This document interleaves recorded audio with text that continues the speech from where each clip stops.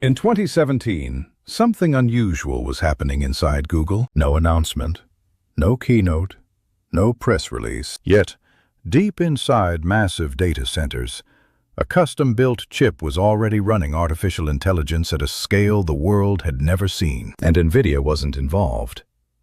This chip wasn't sold to the public. It wasn't marketed.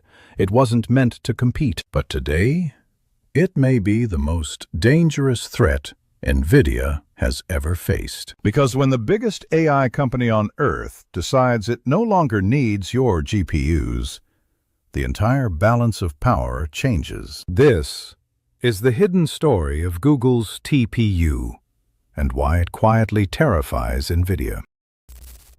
For more than a decade, one company ruled the world of artificial intelligence hardware.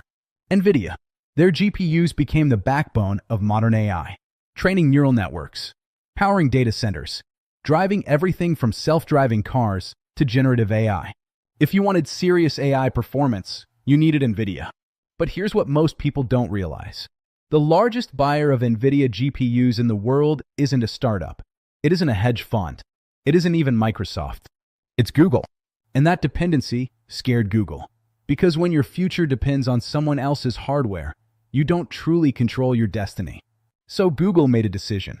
A quiet one. A radical one. They stopped waiting for better GPUs and started building their own chip. The story begins around 2013. Inside Google research, engineers were experimenting with deep neural networks. Voice recognition, search ranking, image understanding. The results were shocking. Error rates collapsed almost overnight. But there was a problem. Running these models at Google's scale would require an enormous amount of computing power. And GPUs were expensive, power-hungry, and not designed specifically for AI. One internal estimate showed something alarming. If AI usage kept growing, Google would need to massively expand its data centers just to keep up. That wasn't just costly, it was unsustainable. And then came the realization that changed everything. AI was evolving faster than NVIDIA's GPU roadmap. GPUs were general purpose. AI workloads were becoming specialized. So Google asked a dangerous question. What if, instead of adapting AI to GPUs, we design a chip specifically for AI? Google didn't announce anything, no leaks, no hype, no headlines. A small internal team began working in secrecy. Their goal was simple and extreme. Build a chip that does one thing better than anything else on Earth. Matrix multiplication, the mathematical core of neural networks. They stripped away everything unnecessary. No graphics, no flexibility, no legacy support.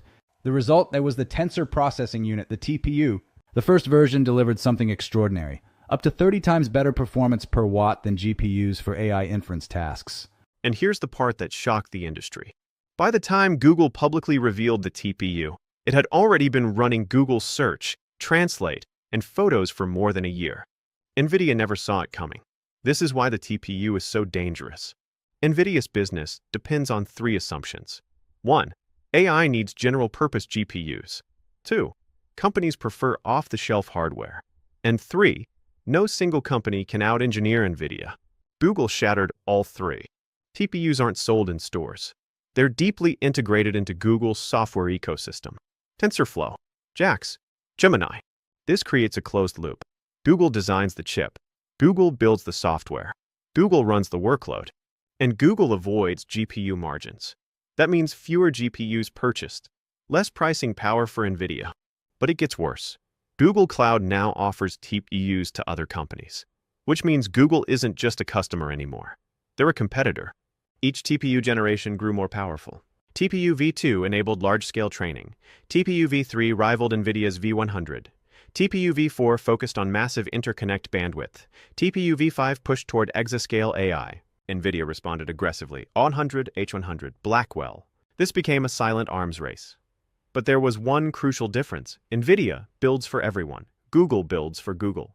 No backward compatibility, no gaming support, no compromises, just raw AI performance. Here's the irony.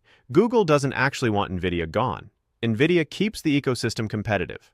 Google uses GPUs when they're better, TPUs when they're cheaper or faster. This gives Google leverage. If NVIDIA raises prices, Google shifts workloads.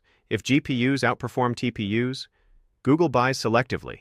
That flexibility is NVIDIA's real fear, because pricing power disappears the moment alternatives exist. The TPU represents something bigger, the end of universal hardware. The future belongs to AI-specific accelerators, vertical integration, software-defined silicon. Amazon has Trainium. Microsoft is building Maya. Meta is designing its own chips. NVIDIA still leads, but the walls are closing in. Not because GPUs are weak, but because AI is too important to outsource. The quiet shift of power. The most dangerous competitors don't announce themselves. They build quietly. Google didn't challenge NVIDIA on a stage.